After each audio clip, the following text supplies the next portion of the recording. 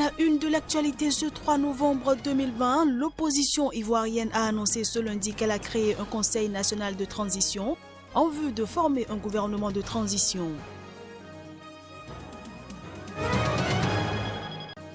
Le président du Chadema, principal parti d'opposition en Tanzanie, qui a appelé à des manifestations ce lundi contre les résultats illégitimes des récentes présidentielles et législatives, a été arrêté. Et puis en Guinée, l'opposition conteste devant la justice la victoire du président Alpha Condé. Elle a par ailleurs appelé à la reprise des manifestations anti-Condé dès ce mardi.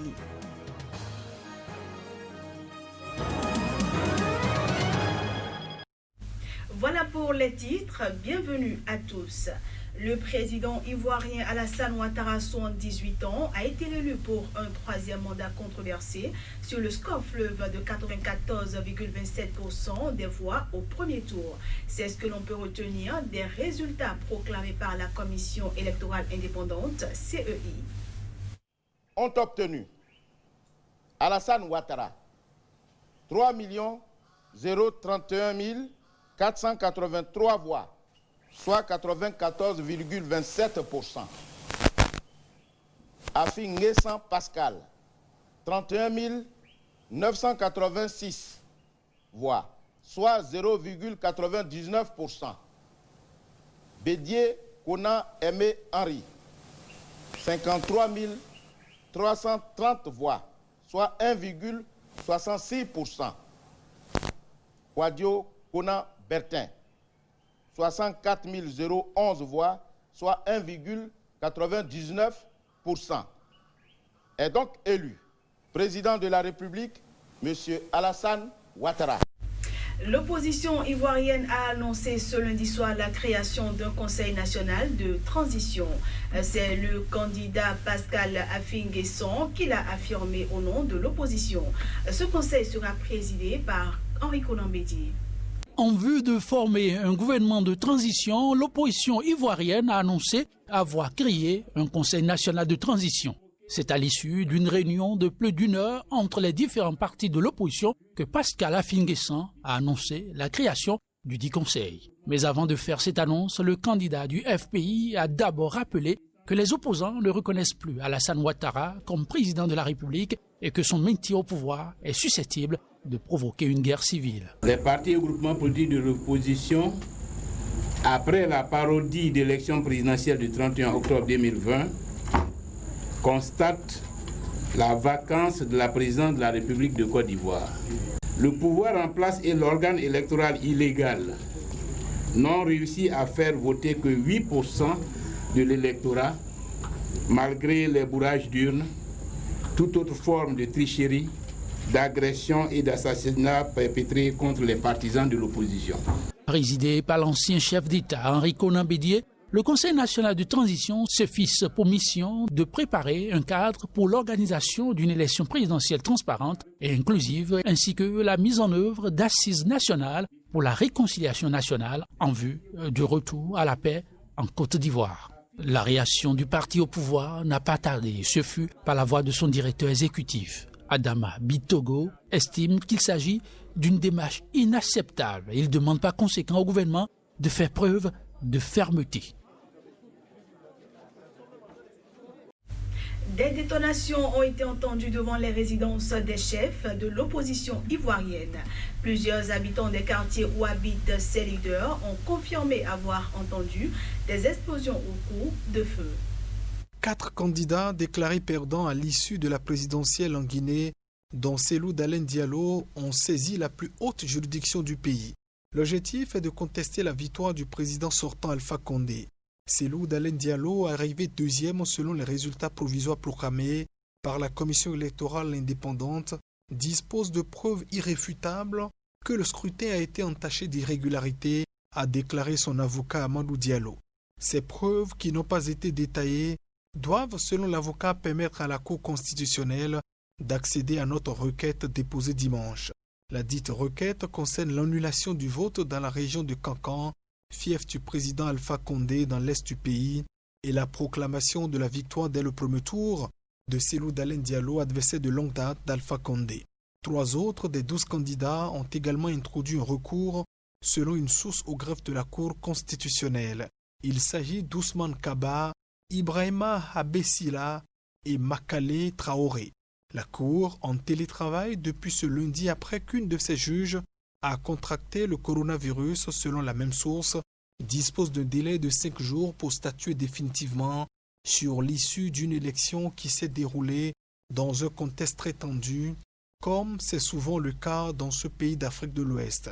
La France, l'Union européenne et les États-Unis ont mis en doute la crédibilité du résultat annoncé par la CENI. Cellou Dalein Diallo a pour sa part déjà jugé improbable que la Cour invalide le scrutin. Fin de mission d'observation pour la CEDEAO en Côte d'Ivoire. Partant des constats faits par les émissaires déployés dans les bureaux de vote, le chef de délégation a fait la déclaration préliminaire de la mission ce 2 novembre à Abidjan, en présence de nos reporters Saturne Djossou et Juste Donrissou.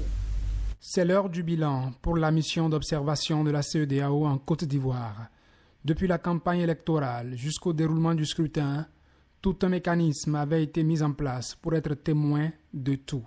Les violences qui n'ont pas manqué dans plusieurs localités du pays, malgré les démarches faites pour amener les différents acteurs politiques au dialogue et toutes les missions de l'organisation sous-régionale pour un scrutin apaisé ont été retracées dans la déclaration du chef de mission avant une synthèse des observations du jour du scrutin. La mission a noté une participation mitigée dans les parties méridionales et centrales et une participation relativement élevée dans le nord du pays.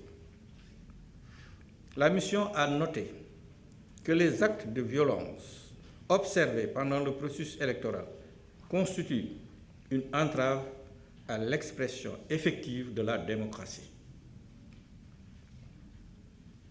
La mission a également noté que le processus électoral, en l'absence de dialogue, pourrait affecter la cohésion sociale dont le peuple ivoirien a besoin pour faire face aux défis sanitaires et de développement du pays. Passé le jour du vote, le défi de la paix en Côte d'Ivoire reste à relever. Il faudra dialoguer pour qu'advienne cette paix souhaitée pour le pays. La commission de la CEDEAO porte ce vœu. Et que la paix tant souhaitée par la commission de la CEDEAO et toute la communauté entière rayonne sur la Côte d'Ivoire pour permettre aux acteurs politiques de travailler sans désemparer sur les facteurs essentiels du développement pour l'épanouissement des filles et fils de Côte d'Ivoire et de toute la région. À cette œuvre de paix, la CEDEAO appelle non seulement tous les acteurs politiques, mais aussi toutes les institutions impliquées dans le processus électoral. On reste dans ce même registre pour finir cette édition en Guinée. L'opposition conteste devant la justice la victoire du président Alpha Condé. Elle a par ailleurs appelé à la reprise des manifestations anti-Condé dès ce mardi. 4 candidats déclarés perdants à l'issue de la présidentielle en Guinée, dont Cellou Dalein Diallo, ont saisi la plus haute juridiction du pays. L'objectif est de contester la victoire du président sortant Alpha Condé. Cellou Dalein Diallo, arrivé deuxième selon les résultats provisoires proclamés par la commission électorale indépendante, dispose de preuves irréfutables que le scrutin a été entaché d'irrégularités, a déclaré son avocat Amadou Diallo.